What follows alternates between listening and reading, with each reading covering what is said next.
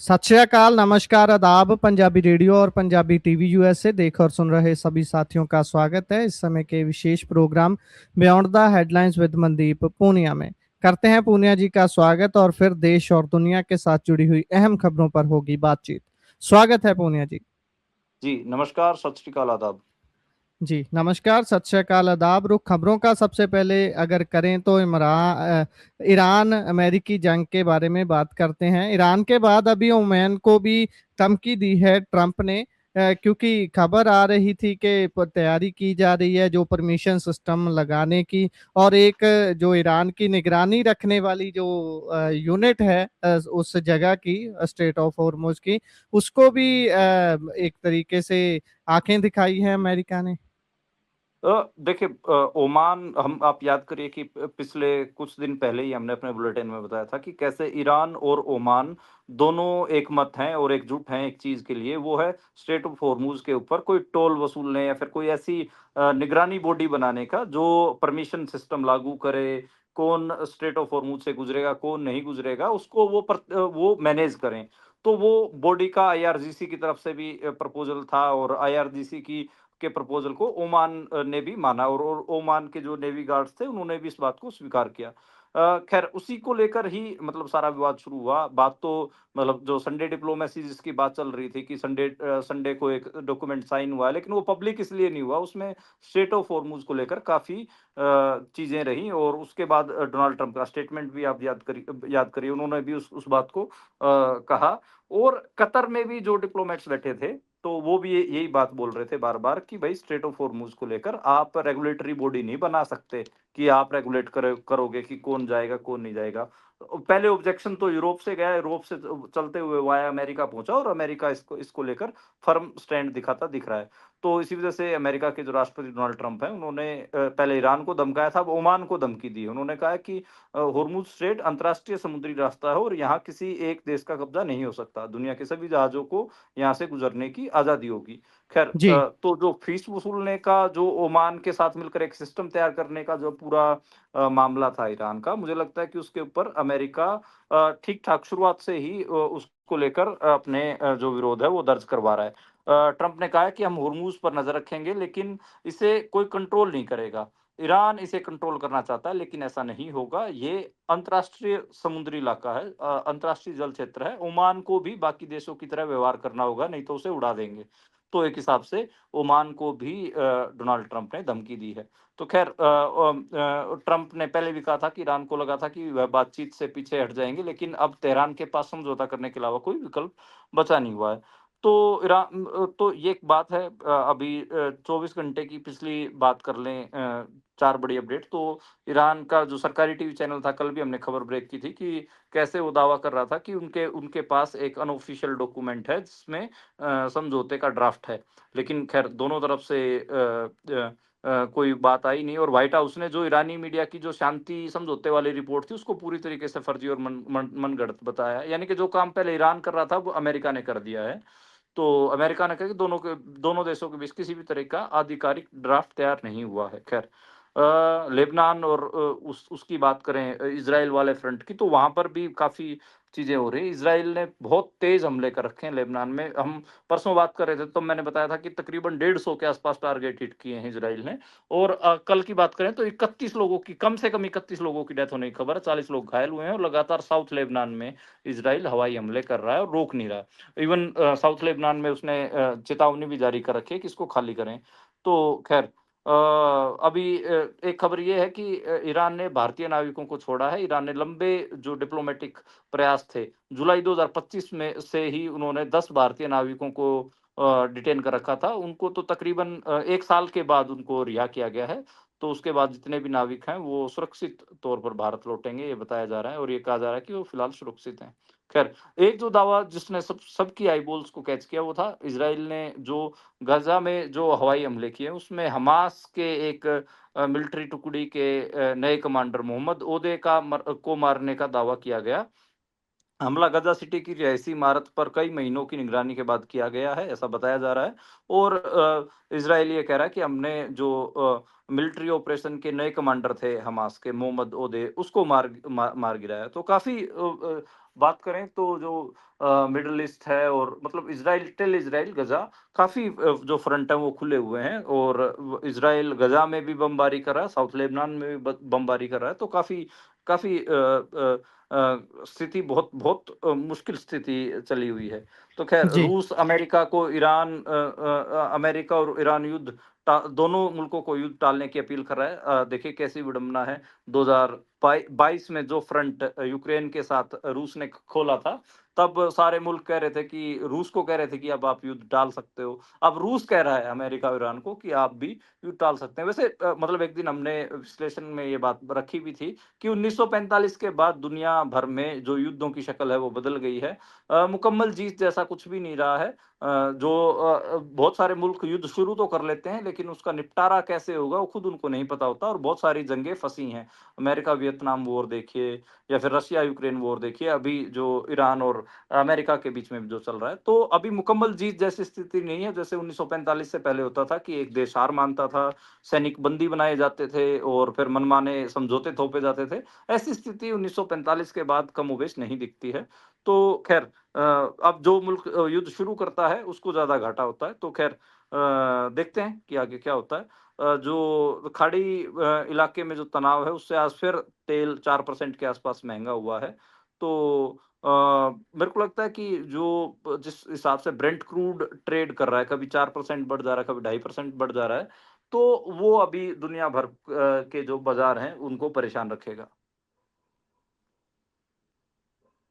जी।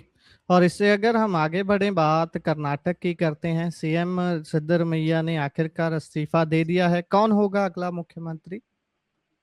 देखिए, सिद्धारमैया ने इस्तीफ़ा आज दे दिया है और डीके शिव कुमार अगले मुख्यमंत्री होंगे, ये क्लियर ही है। जैसे कल भी हमने इस खबर के बारे में ज़िक्र किया था कि कैसे राहुल गांधी ने 6 घंटे दोनों को दिल्ली बुलाया था, मुख्यमंत्री सिद्धारमैया और उप मुख्यमंत्री deputy chief minister DK Shivakumar को। 2023 का चुनाव अगर आप कर्नाटका का देखेंगे, तो उसमें जो प्रदेश अध्यक्ष डीके शिव कुमार थे और उन्हीं के चेहरे के ऊपर ये चुनाव लड़ा गया था। तो ख़ैर लेकिन सिद्धारमैया को मुख्यमंत्री बनाया गया। ढाई ढाई साल की बात हुई थी कि 2.5 साल सिद्धारमैया रहेंगे और 2.5 साल फिर डीके शिव कुमार मुख्यमंत्री रहेंगे। लेकिन डील 2025 में ही एक्सपायर हो चुकी थी। अगर नवंबर 2025 में 2.5 साल हो चुके थे।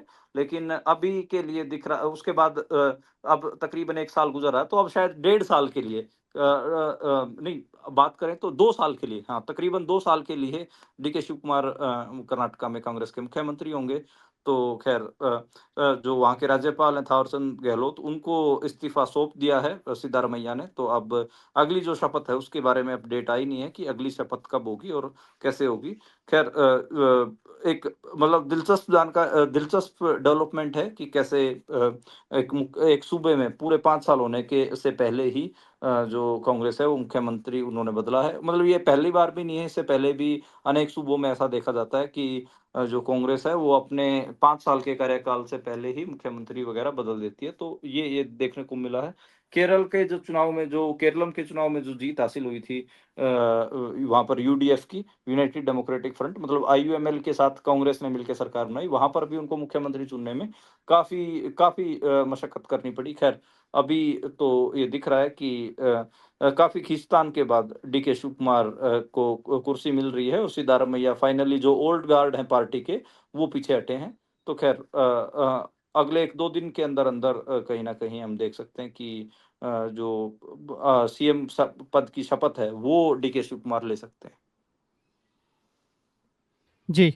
इससे अगर हम आगे बढ़ें तो वेस्ट बंगाल की बात करते हैं। वहां पर गाय की कुर्बानी देने पर रोक लग गई थी इस ईद के ऊपर, और लेकिन इससे कुछ हिंदू नाराज हैं। ये क्यों हो गया? ये कैसे हो गया?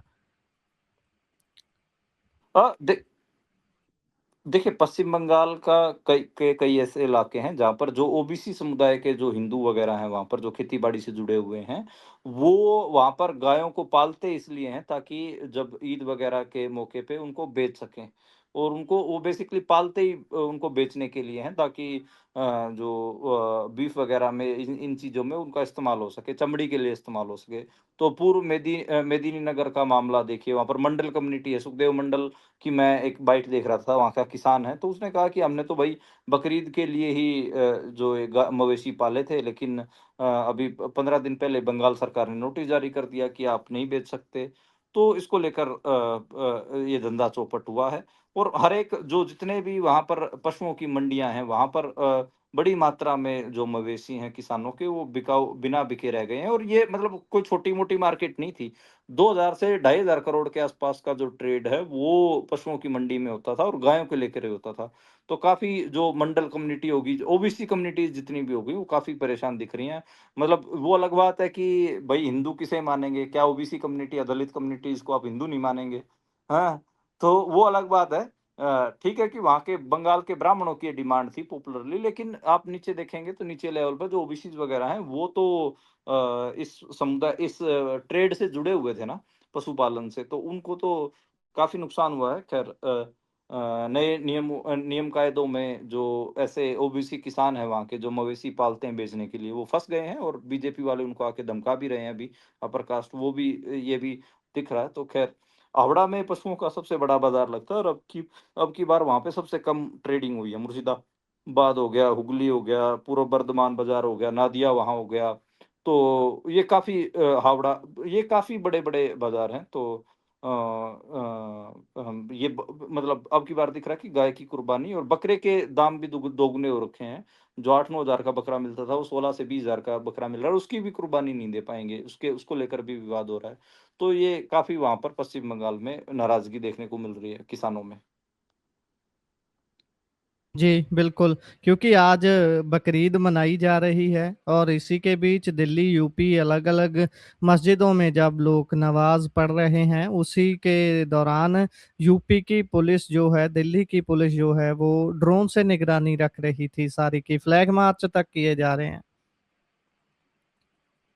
हाँ, बड़े डरावने जो फ्लैग मार्च हैं वो निकाले गए, और देखिए इसमें तो यही है कि जिस हिसाब के हालात बने हुए हैं मुल्क में, तो जो किसी का जो त्योहार है, तो उसको उस किसी कम गिनती के समुदाय का कोई त्योहार है, मुसलमानों का जो त्योहार है, उसको मनाना ही कहीं न कहीं एक क्रिमिनल एक्टिविटी जैसा बना दिया गया है।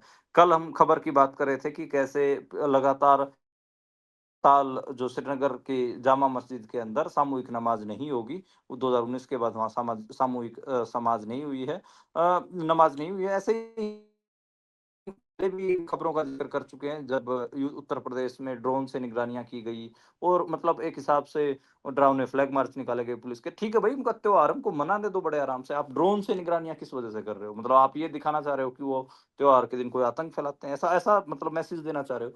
तो बड़ा खतरनाक कहीं न कहीं ये मंज़र है, और 5 राज्यों में इवन मुसलमानों ने तो एक प्रदर्शन और भी इंटरेस्टिंग किया कि भई आप गाय को इतना पवित्र मानते हो, तो इसको राष्ट्रीय पशु घोषित कर दो। तो ये डिमांड मुसलमानों की तरफ से आई। तो ख़ैर हमें पता है कि गाय को कोई राष्ट्रीय पशु वग़ैरह ये घोषित करेंगे नहीं बीजेपी वाले, क्योंकि इनको कहीं न कहीं एक ऐसी चीज़ हमेशा मिलती रहती है जिसका नाम लेके ये मुसलमानों के ऊपर हमला करते रहते हैं। तो ख़ैर इसका कोई निपटारा भी नहीं करेंगे, और डिमांड कहाँ से आई देखिए कि आप जो मुसलमान समुदाय वहीं से ही आई। ख़ैर जो पुलिस मार्च थे वो दिल्ली के जहांगीरपुरी में भी हमने देखे, वो उत्तर प्रदेश के मेरठ में देखे, ड्रोन से निगरानियाँ देखी। इवन पिछली बार तो थोड़ा और भी ज़्यादा खराब काम किया था कि होली वाले दिन तो मस्जिदों को तिरपाल से ढक दिया गया था। तो ऐसे-ऐसे जब कोई भी त्योहार होता है, तो उसमें जिस किस्म का मामला रहता है वो काफ़ी ख़ासकर भारतीय मुसलमानों के लिए काफ़ी मुश्किल होता है, और इवन कई जगह पे जो लोग हैं, उन्होंने उतर कर ये बात कही कि भाई सरकार गाय को राष्ट्रीय पशु घोषित कर दे। लेकिन इंटरेस्टिंगली बीजेपी के नेता कह रहे हैं, हम गाय को पशु नहीं मानते, हम गाय को माता मानते हैं। तो अगर हम इसको राष्ट्रीय पशु घोषित कर देंगे, तो इससे तो हमारी माता पशु बन जाएगी, इसलिए हमारी पवित्र है। तो बीजेपी के जो नेता हैं, वो कह रहे हैं कि नहीं-नहीं, हम राष्ट्रीय पशु घोषित नहीं करेंगे, क्योंकि वो तो हमारी माता है। तो ख़ैर मतलब अगर लॉजिक के कोई आज के समय में अगर लॉजिक कहीं कोई लिविंग बीइंग होता, तो वो देख के मर जाता। लॉजिक की आज डेथ हो गई होनी थी। जी, इससे अगर हम आगे बढ़ें तो शायर बशीर बद्र का 91 साल की उम्र में निधन हो गया है और उनकी याददाश्त तक चली गई थी। हाँ, अब आज बशीर बद्र हमारे बीच में नहीं रहे हैं और काफ़ी जाने-माने शायर थे। मैं कुछ आज उनके बारे में बताना चाहूँगा। तकरीबन 91 साल के थे और भोपाल में उनका निधन हुआ है और उन्होंने कई मुद्दों के ऊपर बहुत प्रेम के ऊपर, विस्थापन के ऊपर, इंसानी रिश्तों के ऊपर बहुत असरदार भाषा में उन्होंने शेर कहे। उन्होंने संसद से लेकर आंदोलनों तक उनके जो शेर हैं, वो गूँजते थे। आपको ध्यान होगा एक बहुत मशहूर जो शेर था उनका उर्दू शायरी में, लोग टूट जाते हैं एक घर बनाने में, तुम तरस नहीं खाते बस्तियाँ जलाने में। ये जो शेर था, ये बशीर बद्र साहब का ही था और वो उन्होंने आज भोपाल में उनका निधन हुआ है। जो बड़े-बड़े गीतकार और शायर हैं, जावेद अख्तर वग़ैरह और ये जितने भी लोग हैं, उन्होंने आज उनको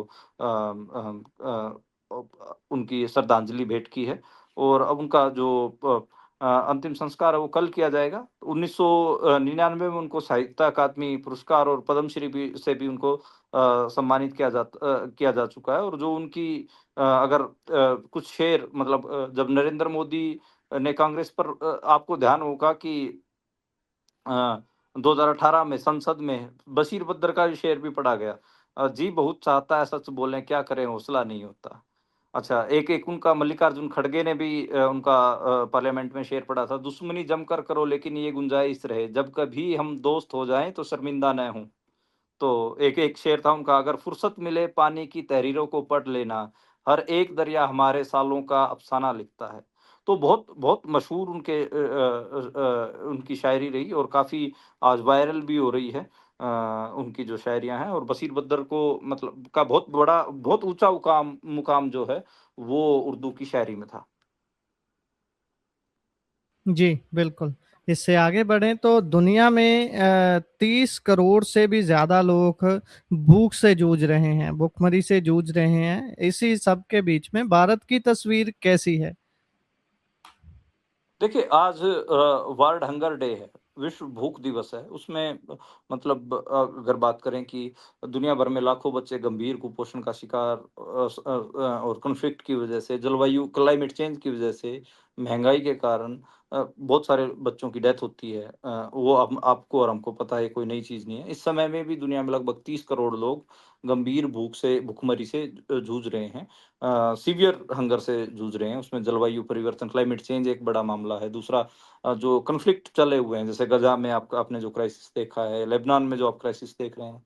अ, तो और तीसरा है महँगाई, मतलब महँगाई भी लगातार बढ़ रही है, तो उसकी वजह से भी चीज़ें होती हैं। भारत में भुखमरी और कुपोषण बड़ी चुनौतियाँ हैं, करोड़ों लोग प्रभावित रहते हैं। बच्चों में जो स्टंटिंग और वेस्टिंग जिसको हम ठिगनापन या फिर अनीमिया भी जो गंभीर समस्या के तौर पर इनको देखा जाता है। बहुत सारी योजनाएँ चलाई जाती हैं, लेकिन आपको पता है कि उनकी सच्चाई क्या है। इवन मैंने भी हंगर के ऊपर रिपोर्टिंग की है बुंदेलखंड के रीजन से, तो वहाँ पर स्टंटिंग और वेस्टिंग का बहुत बड़े लेवल पर वहाँ पर बच्चे शिकार हैं और वहाँ पर तो मतलब हमें पता है सूखा भी पड़ता है, सूखा पड़ता है तो वहाँ पे लोग घास तक की रोटियाँ खाते हैं।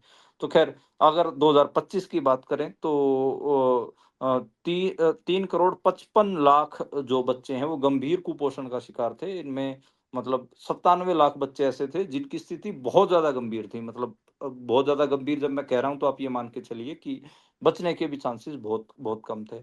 मतलब कुपोषण जैसे बात करें तो जो ग्लोबल हंगर इंडेक्स है 2024 में जो जारी हुआ था उसमें 123 देशों में भारत 102वें नंबर पे था।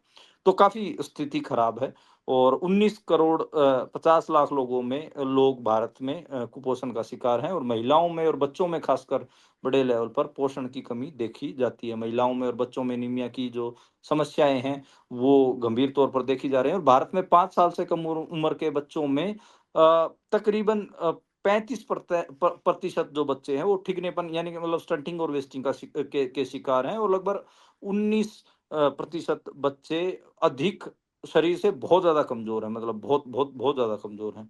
तो ये दिखती हैं सरकारी योजनाएँ अपनी जगह पे हैं, हालाँकि सरकार दावा करती है कि हम 80 करोड़ लोगों को मुफ्त अनाज दे रहे हैं, लेकिन स्थिति फिर भी बहुत भयावह है, बहुत भयानक है।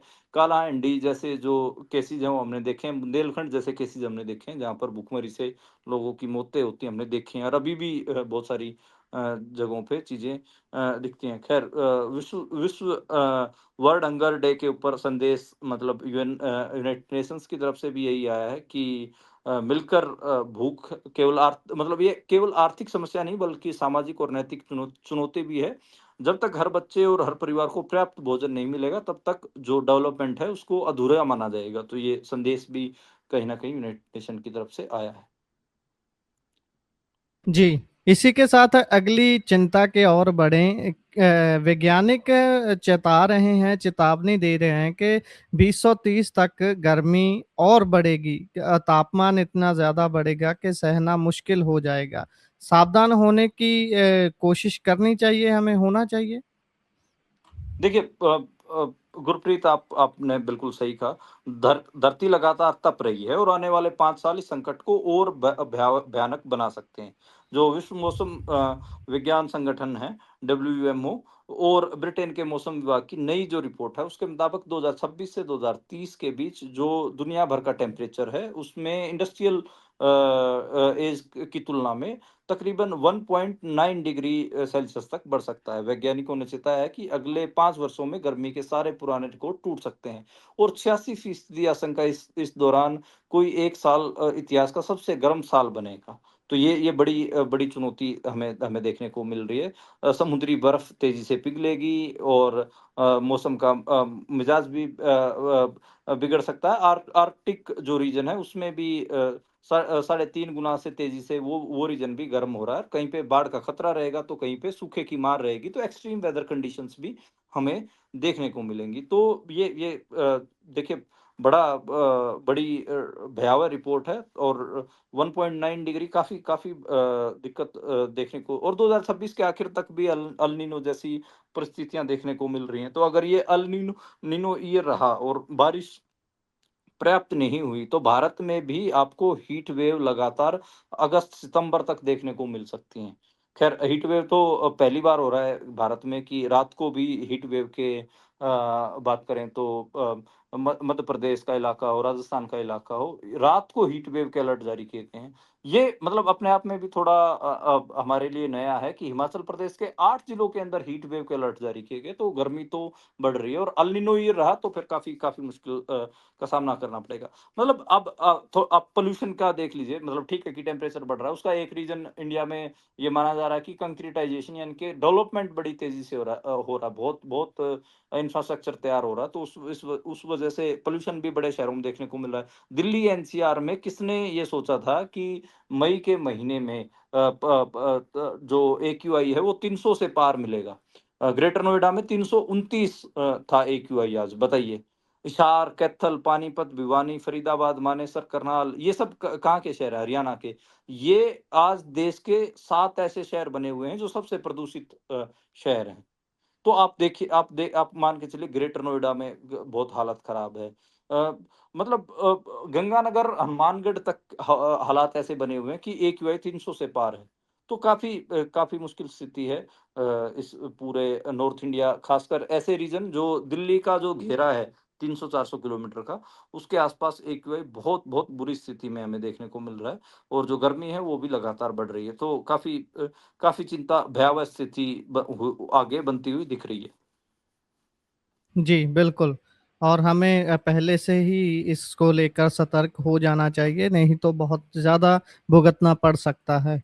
और इससे आगे अगर बढ़ें तो बीजेपी पंजाब की बात करते हैं। पंजाब में बीजेपी वैसे तो पहले से ही 2027 के लिए तैयारियां करनी शुरू कर चुकी है, इवन एक्शन शुरू हो गया है। और आज बीजेपी ने बड़ा फेरबदल उस टाइम किया जब उन्होंने पंजाब में बीजेपी का नया प्रभारी लगा दिया। और वो भी एक सिख प्रधान को लगाया है। देखिए गुरप्रीत मुझे तो सुनील जाखड़ को लेकर थोड़ी-सी उस उनके ऊपर थोड़ी दया आ रही है। दया किस लिए आ रही है कि साल 2022 था 2021 था और पंजाब में कांग्रेस की सरकार थी, कैप्टन अमरिंदर सिंह को हटाया गया। सुनील जाखड़ को मुख्यमंत्री की कुर्सी नहीं मिली। उन्होंने ये आरोप लगाया कि क्योंकि वो हिंदू थे, इसलिए उनको कुर्सी नहीं दी गई। और क्योंकि अंबिका सोनी वगैरह ने ट्वीट वगैरह भी कर दिए थे, तो वो चीज़ थी और वो बीजेपी में शामिल हो गए कांग्रेस से नाराज़ होके। बीजेपी ने उनको हाथों हाथ लिया, उनको प्रदेश का अध्यक्ष बना दिया। और पिछले 4 साल से वो आपको दिखे भी भाग-दौड़ करते हुए, इधर-उधर दौड़ते दिखे, मोदी के साथ मीटिंगें, भाषण वगैरह उनके काफ़ी अलग किस्म के तेवरों में वो दिखे। लेकिन फिर उनको अब उनके धर्म के कारण साइडलाइन कर दिया और अब की बार बीजेपी ने उनको किया, जो बीजेपी खुद को हिंदू पार्टी कह रही है। और सिख चेहरा बीजेपी पंजाब में लेके आई है प्रदेश अध्यक्ष के तौर पर, डॉक्टर केवल सिंह ढिल्लों। और जो केवल सिंह ढिल्लों हैं, मैंने आगे गलत लगाया, सॉरी, वो 12वीं पास हैं, खैर मैं माफ़ी माँगना चाहूँगा। तो जो केवल सिंह ढिल्लों को जो प्रदेश अध्यक्ष बनाया गया है, तो वो भी कांग्रेसी हैं वैसे तो। 2017 तक एमएलए रहे हैं, उसके बाद वो 2017 और 19 में हार गए थे, चुनाव नहीं जीत पाए थे और अब 2024 में भी चुनाव नहीं जीत पाए। तो खैर ये एक मामला है। जब मंत्री बनाने की बात आई तब भी रवनीत बिट्टू को आगे कर दिया गया, सुनील जाखड़ को नहीं बनाया गया। और अब जब प्रदेश अध्यक्ष की कुर्सी भी उनसे ले ली गई, तो ये एक उनके साथ अब पता नहीं वो क्या करेंगे।